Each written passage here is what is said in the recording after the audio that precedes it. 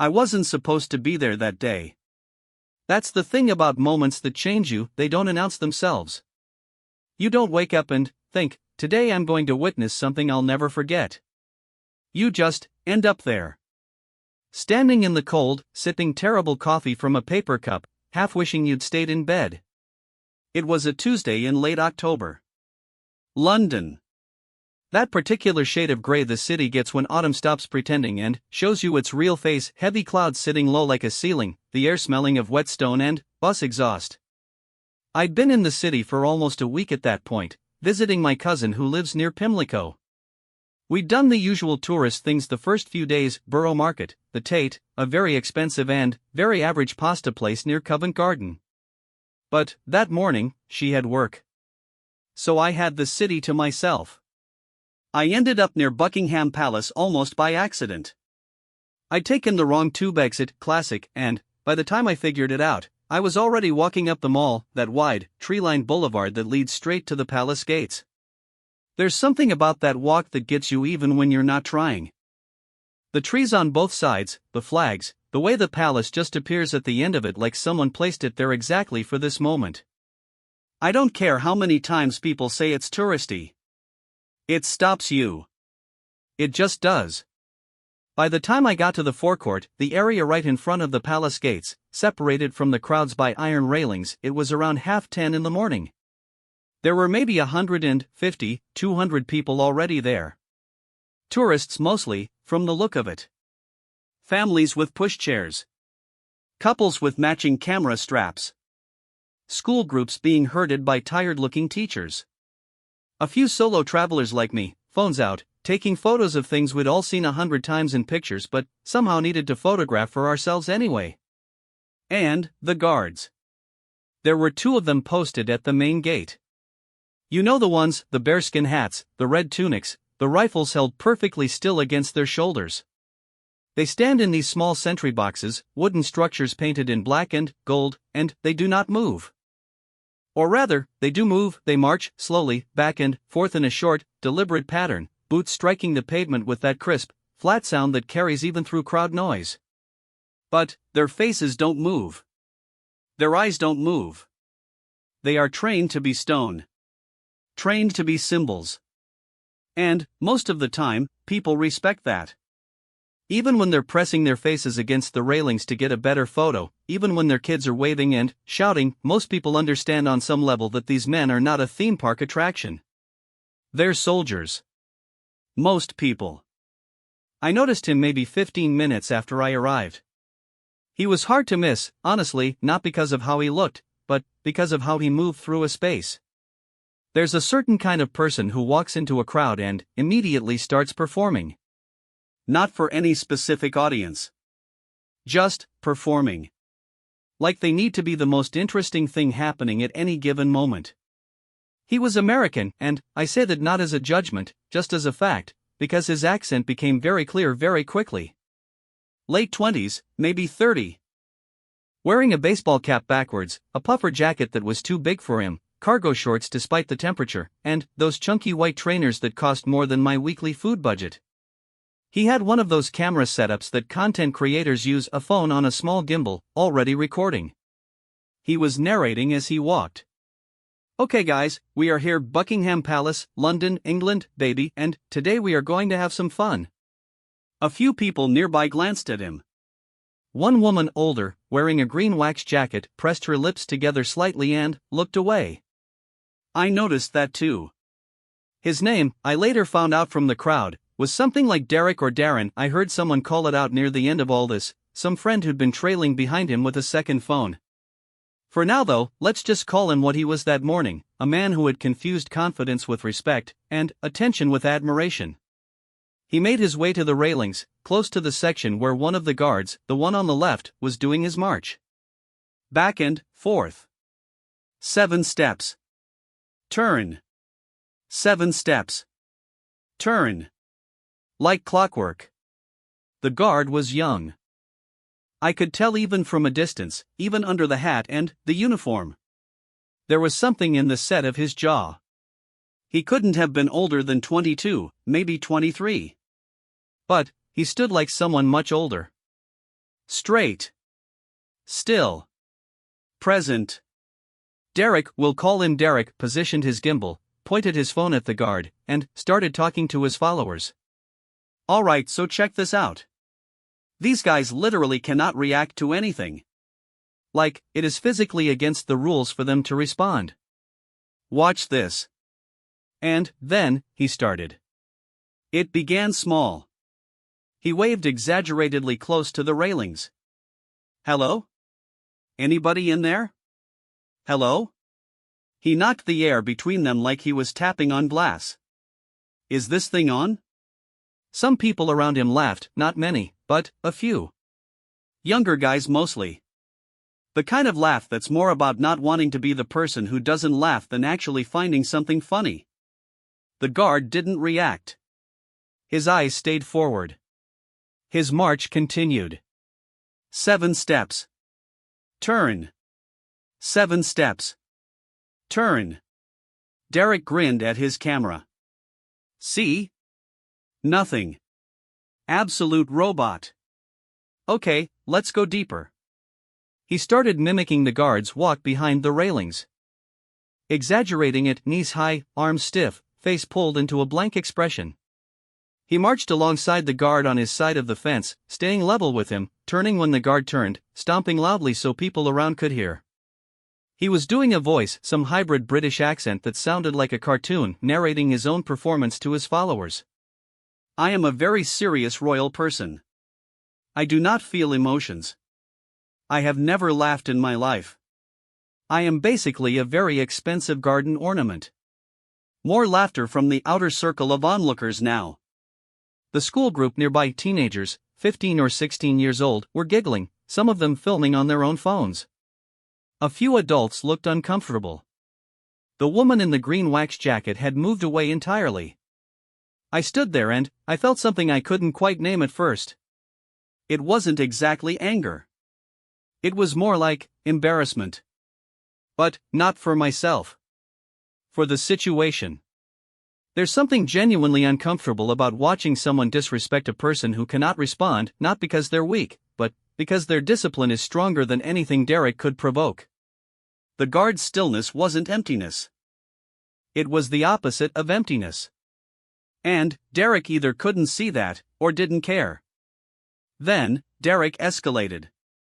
He started making noises. Loud ones. Clapping. Whistling. He called out, "Wakey wakey," right in the guard's direction. He held his phone so close to the railings that the camera was practically through the gap. He started doing impressions, the Queen, Beefeaters, some fictional character who was apparently supposed to be this specific guard. Each bit got louder. Each bit pushed slightly further. The guard marched. Turned. Marched. Turned. His face was stone. But I was watching closely. And I noticed, just barely, the faintest tension along the guard's jaw. Not anger. Not amusement. Just awareness. He knew exactly what was happening. He heard every word. He was choosing, second by second, to remain exactly where he was.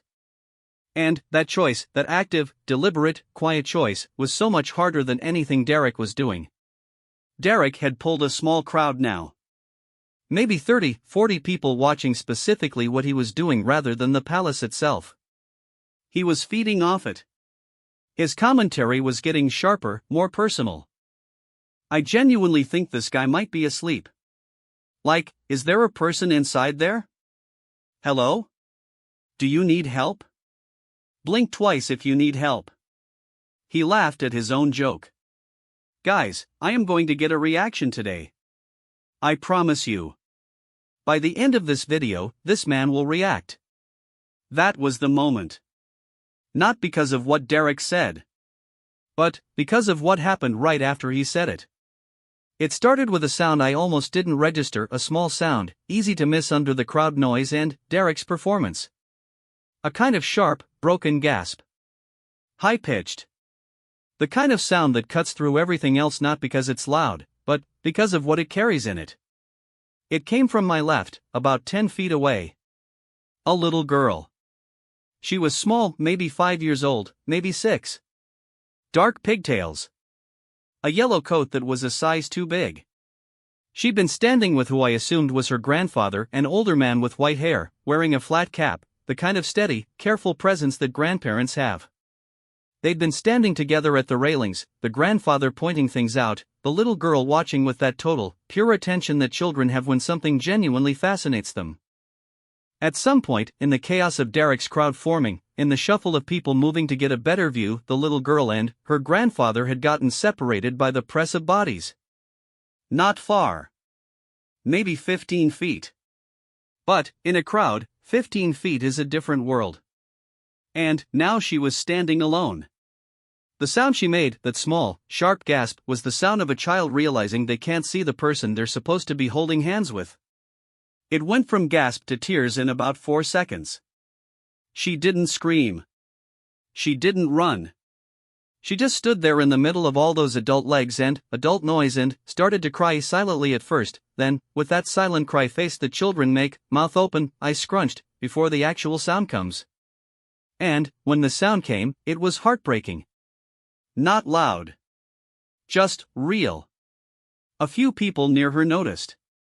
One woman bent down and said something to her. The girl shook her head, looking around frantically. The grandfather was calling somewhere behind the crowd. I could hear his voice but couldn't see him, muffled by bodies. Derek was still going.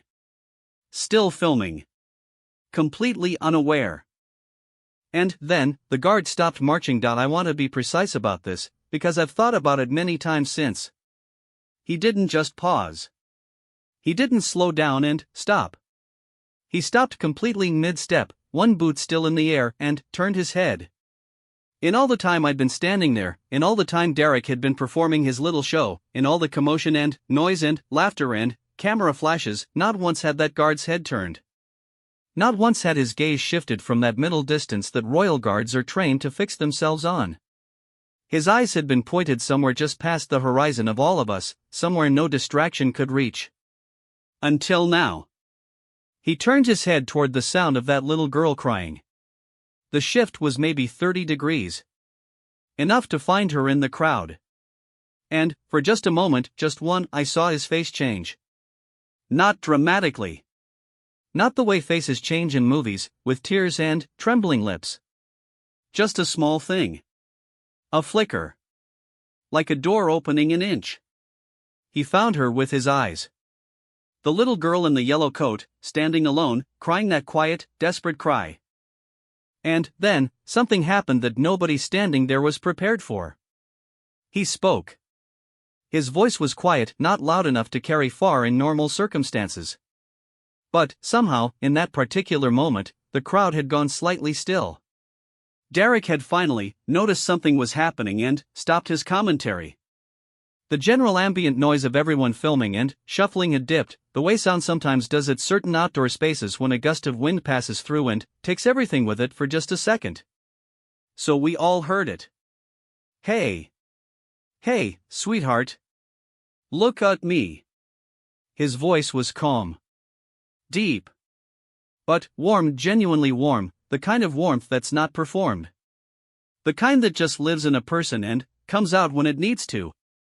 He wasn't using a formal tone. He wasn't doing the palace announcement voice. He sounded like a person. Just a person, talking to a scared child.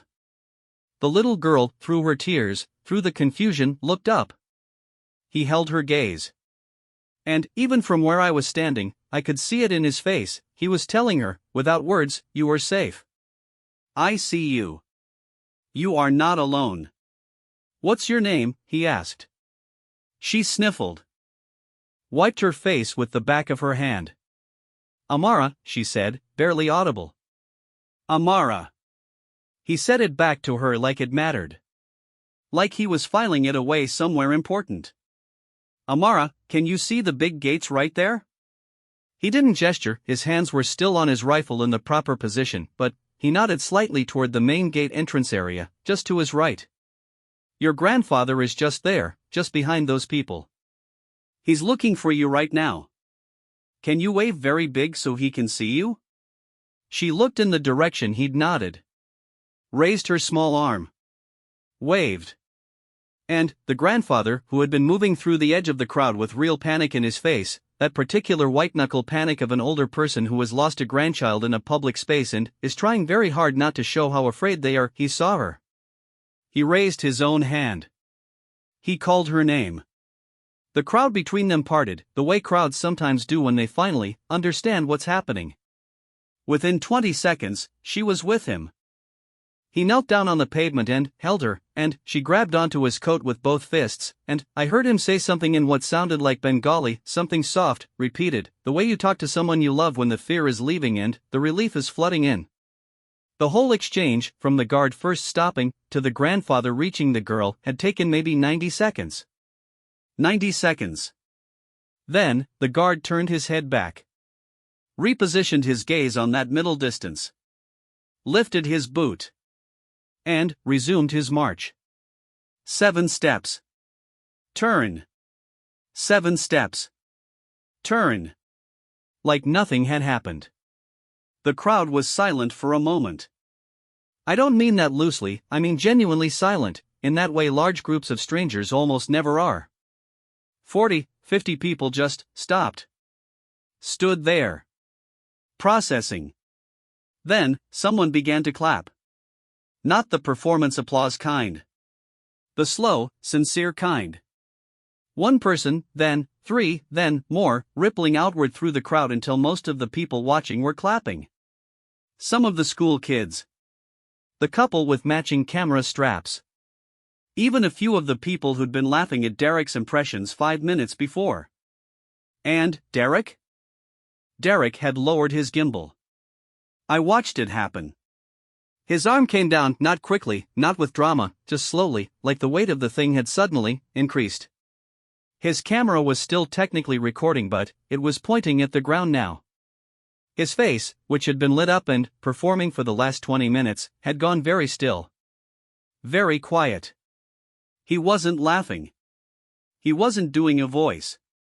He was just standing there, watching the grandfather comfort his granddaughter, watching the guard resume his patrol with that total, absolute composure, and I don't know what was moving through Derek's head in that moment. I'm not going to guess. But I will say this, whatever it was, it had taken the noise out of him. And, in that silence, he looked younger than he had before. Smaller. Like someone who had just walked into a room and realized they'd been talking too loud about the wrong things. He stood there for a while without speaking. I stood there too. I think most of us did. There's a thing that happens in moments like this, in moments where you expect nothing significant and something deeply human occurs. You become very aware of where you are. Not geographically. Just where you are, as a person. What you were thinking about before this happened, and how small those thoughts feel now. I had been thinking about nothing, really. Bad coffee. Wrong tube exit. Whether I should try to find a good pub for lunch. The ordinary static of a Tuesday morning with nowhere specific to be. And now I was standing outside Buckingham Palace watching a little girl in a yellow coat bury her face in her grandfather's shoulder, and watching a young soldier resume a march he'd been doing for hours without complaint, without recognition, and I felt something that I didn't have a word for in that moment. I've found a word for it since, witness. I felt like a witness. Not to something historical or dramatic. Just to something true. The kind of true that most days gets buried under everything else. People began to move again after a few minutes. The crowd redistributed itself the way crowds do, some leaving, some staying, fresh arrivals who had no idea what they just missed filling in the gaps. The school group was ushered away by their teacher, who looked like she was trying very hard to keep it professional and not visibly emotional in front of 15-year-olds. I moved closer to the railings. Not to take a photo, I'd actually put my phone away, which I almost never do at tourist spots. I just wanted to be close for a moment. To stand near the place where it had happened. The guard was still at his post. Still marching. I looked at his face, really looked, and I thought about everything I knew about these men, which wasn't much. I knew they were real soldiers, not ceremonial actors. I knew they'd been through genuine military training. I knew that what looked like stillness was actually an enormous act of sustained discipline. What I hadn't understood before, not in a felt way, was what that discipline was for. It's not for the show. That was the thing. You think it's for the show, the ceremony, the tradition, the photographs, the spectacle. And, maybe officially, historically, symbolically, it partly is. But, watching that guard break from his post, break from everything he was supposed to maintain to help a crying child find her grandfather. The discipline was never about not feeling things. It was about knowing when to hold and when to give. It was about something much older and much quieter than performance. I was still standing there thinking about this when someone appeared at my shoulder. Derek. He didn't look at me directly at first. He was looking through the railings, the same direction I was. His gimbal was collapsed now, tucked under his arm. His camera was off, or at least, the screen was dark. He looked like a man coming down from something. He didn't say anything for a moment. Then, quietly, without his accent doing any particular performance, that was something. I didn't respond right away. I wasn't sure I wanted to. Or rather, I didn't want to have a whole conversation about it. Some moments feel like they'd break if you spoke too much around them. But, he kept going. I was being a real idiot, he said. Just like that. No dramatic self-flagellation, no speech. Just a flat, honest sentence, said mostly to the middle distance where the guard still marched. I looked at him. He was staring at the ground now, turning his phone over in his hands the way people do when they're uncomfortable with their own hands. Yeah, I said. Because it was true, and saying anything else would have been dishonest, and saying something kind would have felt performative in a way that the moment didn't deserve. You were. He nodded. He wasn't angry that I agreed. If anything, it seemed like agreement was what he needed, not forgiveness, not absolution, just someone to confirm that what he felt in his own chest about himself was accurate. I thought it was just a bit of fun, he said. Like, it's what everyone does, right? You come here and you try to make them smile. It's like a game. It's not a game to him, I said. Not harshly. Just simply. Yeah. Long pause. I can see that now. The guard turned at the end of his 7 steps. Began back. Do you think he cared? Derek asked. About all the stuff I was doing? I thought about this. About the faint tension I'd noticed along the guard's jaw. About the choice, second by second, to remain. Probably, I said. But, he's trained not to. And, the training held. Until the kid. Until the kid, I agreed. There was a silence between us that wasn't uncomfortable. Derek looked up at the guard openly, not performing, not filming, and I think he was seeing him, properly, for the first time that morning. What do you think his name is? Derek asked. I don't know, I said. Seems like he deserves to have a name. Like, a real one. Not just the guard. I didn't respond to that. But, I thought about it. We stood there a moment longer. Then, Derek straightened up, tucked his gimbal further under his arm, and said, quietly, I'm not posting that video. He walked away through the crowd before I could say anything. And, I turned back to the railings, to the guard, to the 7 steps and the turn and the 7 steps, and I stayed there for another half hour. Not because I had anything else to do. Because it felt right to be a proper witness, now that I understood what I was witnessing. Later that afternoon, I walked a long way without really noticing the distance. Through St. James's Park, across Westminster Bridge, along the South Bank until I found a bench near the river and sat for a while watching the Thames go past, grey and white and indifferent and beautiful in its own way. I kept thinking about discipline. Not the rigid, joyless kind that people think of when they hear the word. But the other kind. The kind that holds. The kind that lets you stand still while someone makes you the punchline of a joke, and then, the very next moment, step out of the stillness to help a child who needs help and then, step back, seamlessly, silently, into the stillness again. No one had thanked him. Not formally. The grandfather, in his relief and his reunion with his granddaughter, had looked up once toward the guard, and the guard had inclined his head. Just barely. Hardly at all. But, enough. That was the entire transaction. No medal. No announcement. No viral caption. Just a moment of genuine goodness, given fully and accepted gratefully, and then folded back into the ordinary. I thought about Derek's question. What do you think his name is? And I thought, whoever he is, wherever he's from, whatever brought him to that uniform and that post on a cold Tuesday in late October, he's someone's son. Someone probably worries about him. Someone probably knows his laugh, knows what he likes for breakfast, knows the version of him that exists outside the bearskin hat and the red tunic and the perfect, disciplined stillness. And he brought all of that with him to work that morning. All of that humanity. He just kept it very, very quiet. Until a little girl in a yellow coat needed it, I didn't tell anyone about it that night.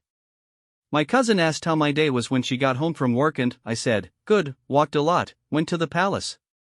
She said, touristy, and I said, yeah, and we ordered curry and watched something on television and that was that.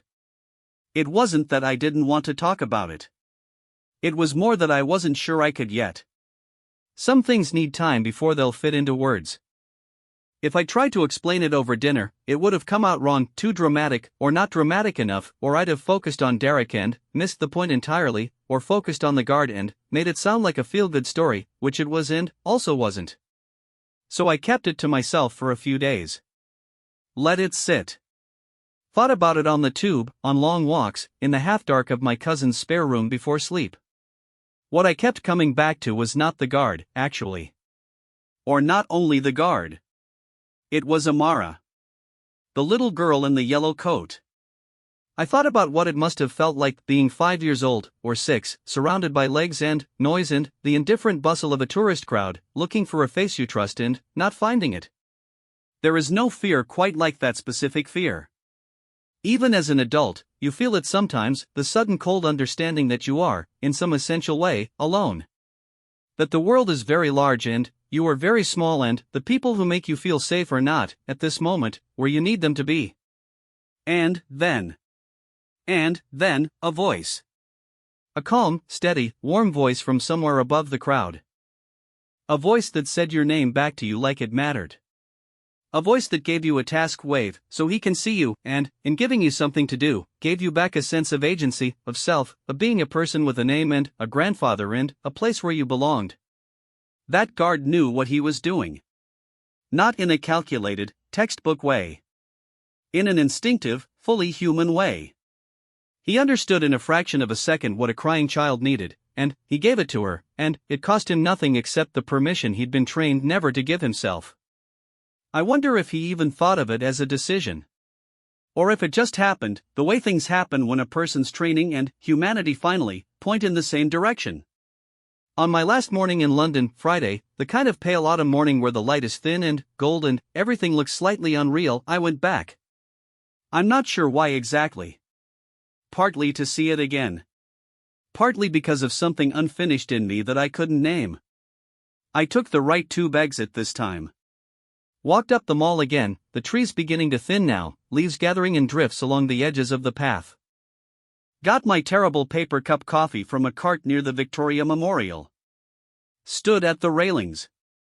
Different guards. Different shift. New faces under the same hats, different hands on the same rifles. But, the same thing. The same 7 steps. The same turn. The same quality of presence, that particular sustained attention that looks like absence but isn't. I stood there for a while just watching. Drinking my coffee. Not filming. Not performing. Just being a person standing on a pavement looking at other people doing a job. After maybe 20 minutes, an older couple came and stood near me.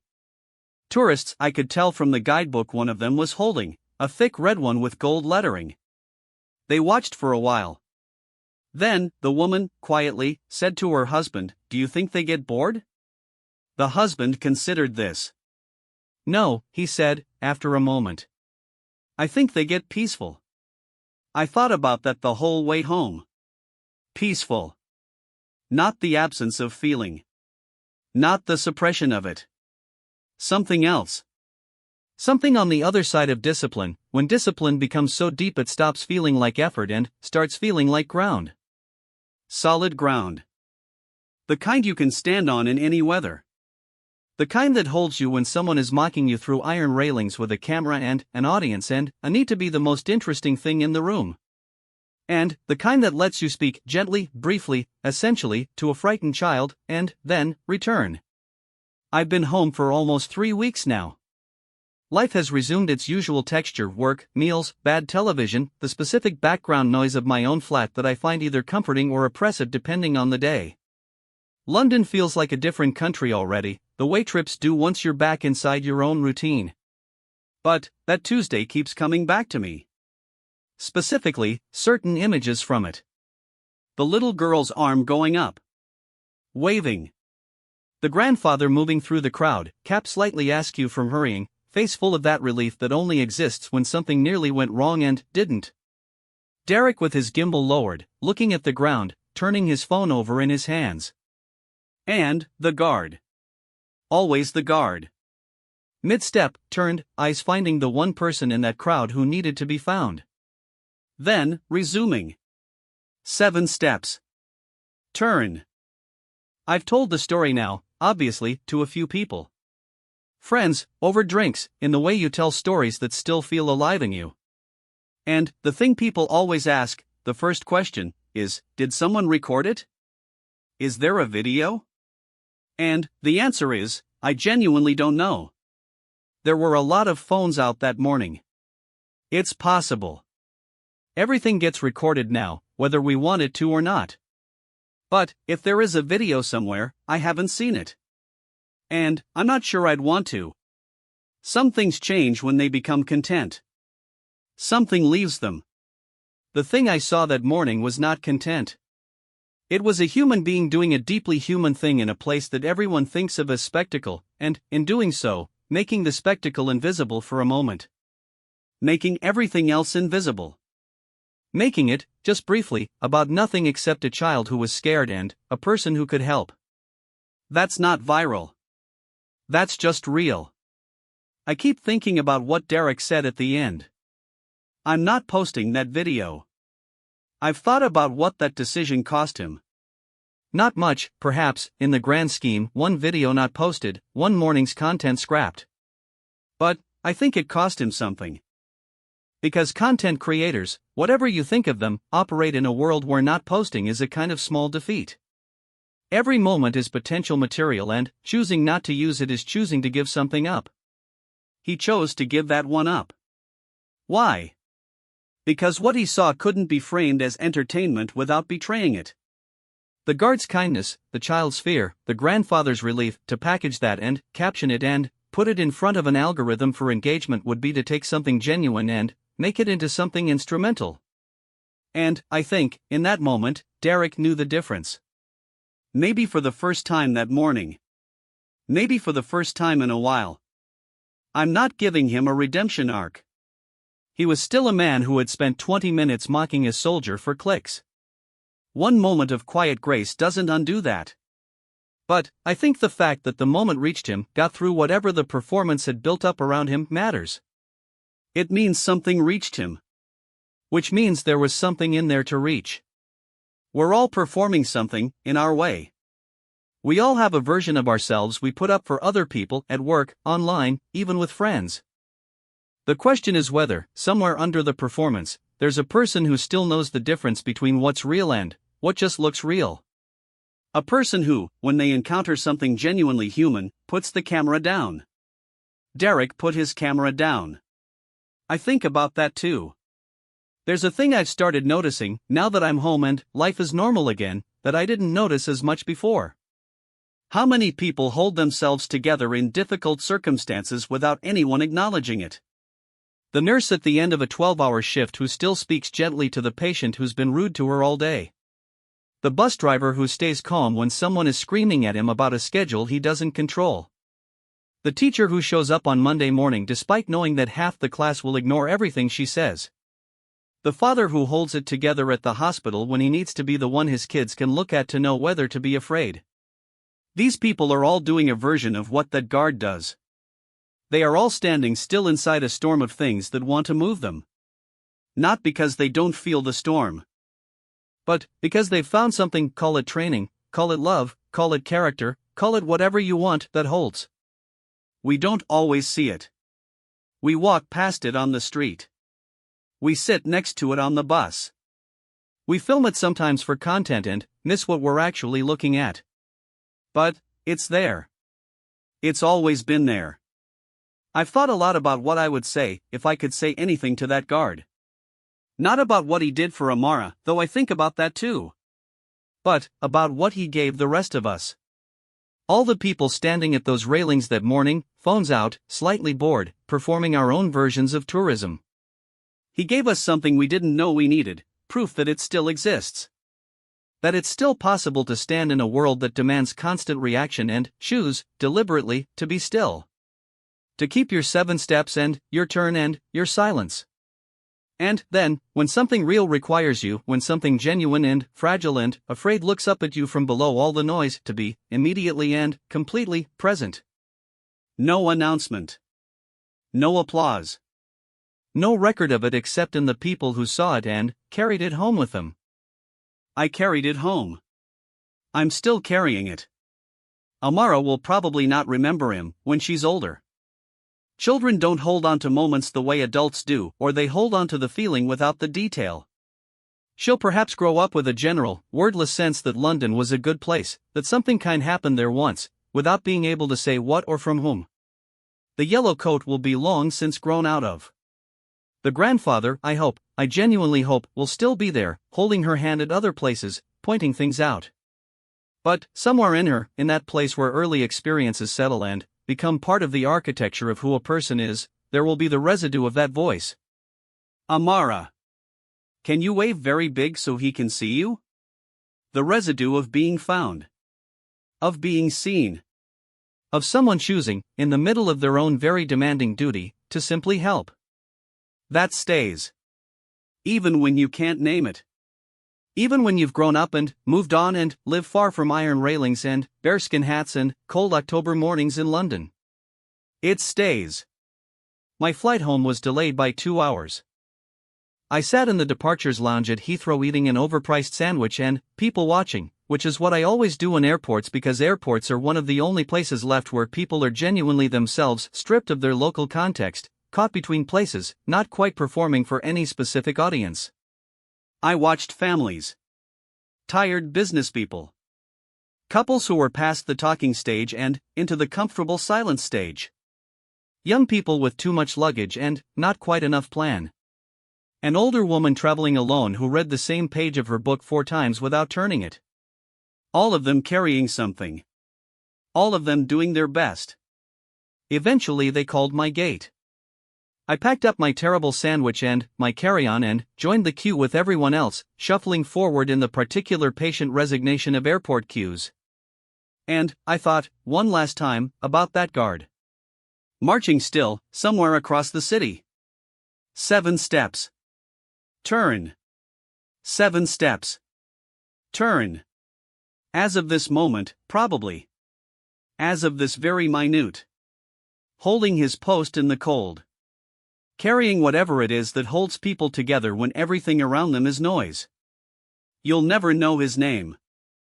You'll never know where he's from, or who he goes home to, or what he thinks about when the shift ends and the hat comes off and he's just a person again in the ordinary world. But you'll know what he did. And sometimes that's the most important thing a person can leave behind, not their name, not their story, but the thing they did when no one expected anything from them, in a moment when it would have been so easy to do nothing. That's what you'll carry home. Every time.